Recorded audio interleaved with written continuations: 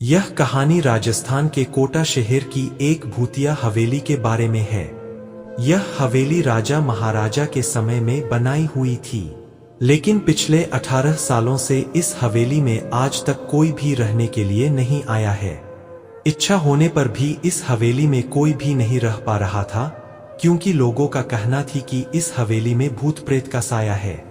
जब अजीत सिंह को इस हवेली के बारे में पता चला तो उसने तय किया कि वो इस रहस्य को जानकर ही रहेगा, क्यों लोग इस हवेली में नहीं रह पा रहे हैं। मंदिर के पुजारी की प्रेत आत्मा। उसने मजबूत इच्छा शक्ति से हवेली में रहने की पूरी तैयारी कर ली। जब उसने हवेली के अंदर जाने के लिए पैर आगे बढ़ाए तो दरवाजे पे किसी अनजान व्यक्ति ने उसे रोक लिया और नजदीक जाके बोला, कौन हो आप और किधर जा रहे हो? अजीत सिंह ने जवाब देने के बजाय उसने सामने सवाल किया, जी आप कौन?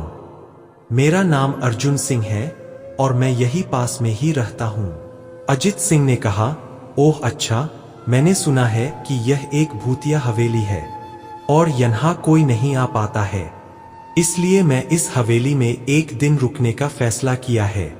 अर्जुन सिंह ने कहा, जी हाँ, आपने सही सुना है और आप भी अंदर मत जाइए, मेरी माने तो आप भी वापस लौट जाइए, यहाँ बहुत खतरा है। यह सुनकर अजीत सिंह खुश हो गया, जैसे उन्हें कोई लॉटरी लग गई हो। अर्जुन ने उसकी खुशी को देखकर बोला, आप क्यों खुश हो रहे हो? आपको तो भूत का नाम सुनकर डर लगना चाहिए। शायद आपको पता नहीं होगा कि मैं भूत प्रेत में काफी दिलचस्पी रखता हूँ। अगर इस हवेली में भूत है तो मैं अंदर जरूर जाऊंगा और सारी सच्चाई का पता भी लगाऊंगा। इतना कहकर अजीत सिंह उस हवेली में चले गए। अंदर जाके अजीत ने अपनी बैग को साइड में रखा और हवेली के चारों ओर देखने लगा। सारे रूम भी चेक कर लिए। बाद में ड्राइंग रूम में आके सोफे पर बैठ गया। उसने वहां बैठकर दारू के 2-4 पेग भी पिए।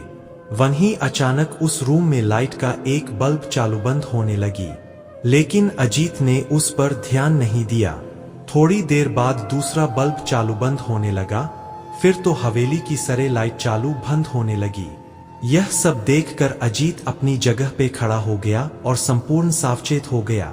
अचानक उसके सामने एक छोटा टेबल हवा में उड़ने लगा।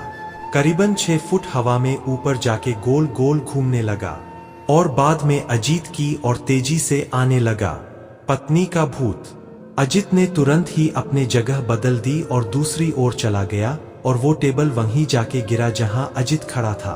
अजीत कुछ समझ पाता उतने में सोफे की शीट उसकी ओर आने लगी।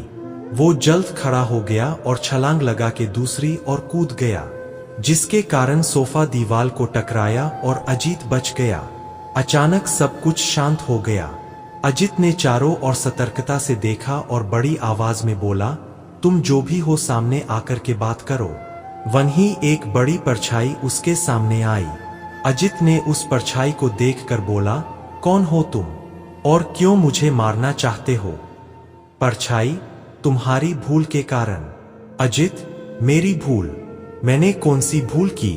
परछाई, इस हवेली में आने की भूल। मैं किसी को भी इस हवेली में खुश नहीं देख सकता। अजीत, लेकिन क्यों?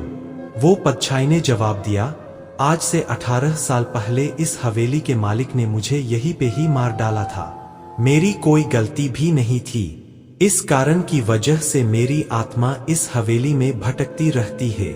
मैं किसी को भी इस हवेली में नहीं रहने दूंगा, क्योंकि इस हवेली में मेरा खून हुआ था। इस हवेली में जो भी रहने के लिए आएगा उसकी मौत होगी। अजीत ने कहा, मैं तुम्हें अपने असली रूप में देखना चाहता हूँ। तुम्हें मारने से पहले मैं तेरी यह इच्छा अवश्य पूरी करूंगा। और उस परछाई ने एक भयानक दरमियाना रूप ले लिया। उसका चेहरा इतना भयानक था कि अजीत भी एक क्षण के लिए डर गया था, लेकिन दूसरी ही क्षण में उसने अपने आप पर काबू पा लिया। बाद में इसने अपनी जेब में से सफेद पाउडर निकाला और उस भूत के पर फेंक दिया। भूत के पर पाउडर पड़ते ही वो जलने लग गया। बड़ी बड़ी ज्वाला उठने लगी। वो बहुत जोर जोर से चिल्लाने लगा और बाद में पूरी तरह से जल गया।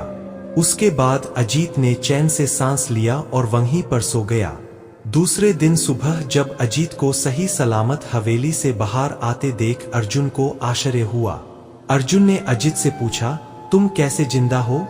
जब अजीत ने अर्जुन को कल रात को घटी घटना को पूरी तरह से बताया और बोला, अब यह हवेली भूतिया हवेली नहीं रही। दोस्तों, आपको यह कहानी राजस्थान के कोटा की भूतिया हवेली कैसी लगी, प्लीज हमें कमेंट करके जरूर बताएं।